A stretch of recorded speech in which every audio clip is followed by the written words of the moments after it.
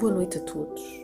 Espero que estejam bem e que neste momento possam pensar um pouco comigo nesta leitura que irei fazer do Evangelho segundo o Espiritismo, do capítulo 11º, o egoísmo, que está dividido em duas partes.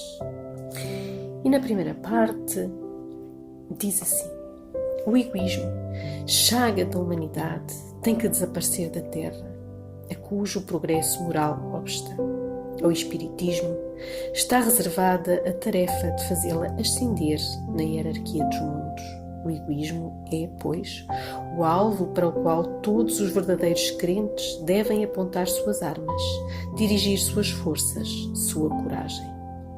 Digo coragem, porque dela muito mais necessita cada um para vencer-se a si mesmo do que para vencer os outros. Que cada um, portanto, empregue todos os esforços a combatê-lo em si, certo de que esse monstro devorador de todas as inteligências, esse filho do orgulho, é o causador de todas as misérias do mundo terreno. É a negação da caridade e, por conseguinte, o maior obstáculo à felicidade dos homens. Jesus vos deu o exemplo da caridade e Pôncio Pilatos o do egoísmo, pois quando o primeiro, o justo, vai percorrer as tantas estações do seu martírio, o outro lava as mãos dizendo: que me importa? Animou-se a dizer aos judeus: este homem é justo, porque o quereis crucificar. Entretanto, deixa que o conduzam ao suplício. É aí esse antagonismo entre a caridade e o egoísmo, a evasão do coração humano por essa chaga moral, que se deve atribuir o facto de não haver ainda o cristianismo desempenhado por completo a sua missão. Cabe a vós, novos apóstolos da fé, que os espíritos superiores esclarecem o encargo e o dever de extirpar esse mal, a fim de dar ao cristianismo toda a sua força e desobstruir o caminho dos pedrouços que lhe embaraçam a marcha. Expulsai da terra o egoísmo para que ela possa subir na escala dos mundos, porquanto já é tempo de a humanidade envergar sua veste viril para o que cumpre que primeiramente o espilais dos vossos corações.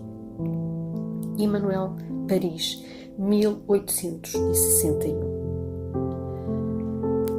Esta mensagem é assinada pelo Espírito Emmanuel, o guia espiritual de Francisco Cândido Xavier, com quem muito aprendemos e continuamos a aprender no estudo dos seus livros.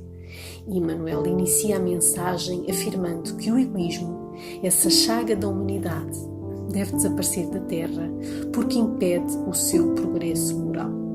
Kardec, por sua vez, também cita esse mal, juntamente com o orgulho, como as duas maiores chagas da humanidade, impedindo o seu progresso moral. O egoísmo, considerado por Emmanuel como o filho do orgulho e o monstro devorador de todas as inteligências, porque as domina, direcionando-as para o mal, para a dor e para o sofrimento. É a fonte de todas as misérias terrenas, porque leva o homem a pensar somente em si, impedindo de fazer crescer o amor inerente em si no ser espiritual. O egoísmo oprime, impede o desenvolvimento e o homem continua cada vez mais centrado nos seus desejos, na sua prepotência, sem perceber as necessidades dos outros. Não consegue amar nem ser amado verdadeiramente. Tendo o Espiritismo a tarefa de colaborar com o desenvolvimento moral da humanidade, o que levará a Terra na hierarquia dos mundos, o egoísmo é o alvo para o qual devemos dirigir todas as armas, forças e a coragem, combatendo-o em si próprio. E então o que é que isto quer dizer? O que é que se entende por armas, por forças e pela coragem? Então as armas são a vontade vinda da compreensão e da aceitação da necessidade de eliminá-lo de nós, para que o amor possa se desenvolver. As forças são o direcionamento das nossas energias, das nossas vibrações, da nossa inteligência, da nossa sensibilidade, no uso da vontade para os dois objetivos: desenvolver o amor e combater o egoísmo. E a coragem? A coragem é a tenacidade, a bravura, a firmeza de espírito, a determinação necessárias para vencermos a nós próprios. Claro que isso não se faz com facilidade, nem de um dia para o outro, nem em pouco tempo. Só que uma vez iniciada essa luta, em que nos propomos a essa luta, nesse processo surgem os estímulos adequados, os estímulos que precisamos, nessas pequeninas vitórias que vamos tendo e na percepção do amparo espiritual que também temos. Emmanuel afirma que a causa do cristianismo não ter ainda conseguido cumprir sua missão na Terra está no egoísmo, na sua invasão dos corações humanos, no seu antagonismo à caridade, impedindo a ação dessa na mente e nos corações dos homens.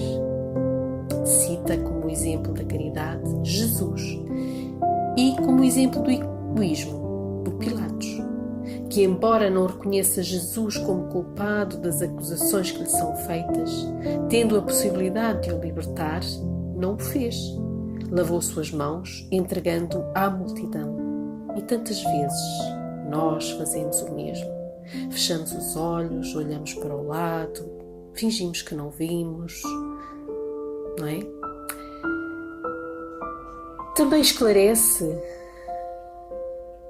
que cabe agora a todos nós a tarefa de combater o egoísmo para fortalecer o cristianismo, limpando todos os obstáculos que entravam na marcha libertadora dos homens. Na segunda parte do Evangelho segundo o Espiritismo, diz assim, e passo a ler: se os homens se amassem com mútuo amor, mais bem praticada seria a caridade. Mas para isso, mister fora vos esforçasseis por largar essa couraça que vos cobre os corações, a fim de se tornarem eles mais sensíveis aos sofrimentos alheios. A rigidez mata os bons sentimentos. O Cristo jamais se escusava. Não repelia aquele que o buscava, fosse quem fosse. Socorria a mulher adúltera, como o criminoso. Nunca temeu que a sua reputação sofresse por isso. Quando o tomareis por modelo de todas as vossas ações? Se na terra a caridade reinasse, o mal não imperaria nela, fugiria envergonhado. Ocultar-se-ia, visto que em toda a parte se acharia deslocado. O mal então desapareceria, ficai bem certos. Começai vós por dar o exemplo. Sede caridosos para com todos, indistintamente. Esforçai-vos por não atentar nos que vos olham com desdém e deixai a Deus o encargo de fazer toda a justiça, a Deus que todos os dias separa no seu reino o joio do trigo. O egoísmo é a negação da caridade. Ora, sem a caridade não haverá descanso para a sociedade humana. Digo mais, não haverá segurança. Com o egoísmo e o orgulho que andam de mãos dadas, a vida será sempre uma carreira em que vencerá o mais esperto, uma luta de interesses, em que se calcarão aos pés as mais santas afeições, em que nem sequer os sagrados laços de família merecerão respeito. Pascal. Ora, esta segunda mensagem é do Espírito Pascal, ditada em 1862. Pascal foi um cientista francês e filósofo religioso que nasceu em 1623. Foi um jovem muito precoce em matemática e ciência, principalmente física. Aos 16 anos escreveu um tratado sobre as secções dos cones, que ganhou o respeito dos matemáticos na época de Paris.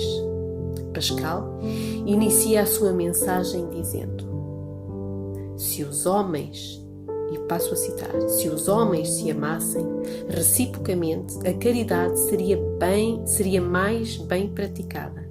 Mas para isso seria necessário que vos esforçasseis no sentido de livrar o vosso coração dessa couraça que o envolve, a fim de torná-lo mais sensível ao sofrimento do próximo. Então, a couraça a ser eliminada qual é? É a do egoísmo, que impede o homem de se sensibilizar com as necessidades dos outros, com as dores e com os seus sofrimentos, levando a ver-se como o centro de tudo e de todos, esquecendo os outros. A rigidez, também, por outro lado, em relação aos outros, mata os bons sentimentos, impedindo-os de se desenvolver. Assim, o egoísmo impede o desenvolvimento do amor ao próximo, que deve-se desenvolver, segundo determinação divina, nos corações de toda a humanidade. Pascal também cita Jesus como modelo a ser seguido. Jesus ensinava, exemplificava, atendia a todos que o procuravam, ouvindo-os, dando-lhes atenção, não se importando com as reações de ninguém, sem receio do que pudessem pensar ou falar, como demonstram diversas passagens dos Evangelhos, tais como a conversa com a samaritana, a visita à casa de Zaqueu, comendo com publicanos e pecadores mais. Jesus, então, é o maior exemplo de vivência e amor ao próximo, sem qualquer sinal de egoísmo. Quando a grande parte dos homens, ou a sua maioria, tiver preocupação de viver a caridade uns para com os outros, quando procurarem fazer o bem e o auxílio aos seus próximos, sem esquecer a responsabilidade que é de todos, o mal, por seu lado, envergonhado, se anulará, porque se sentirá deslocado. Então, os egoístas restantes quererão aprender a amar o próximo como a si mesmo.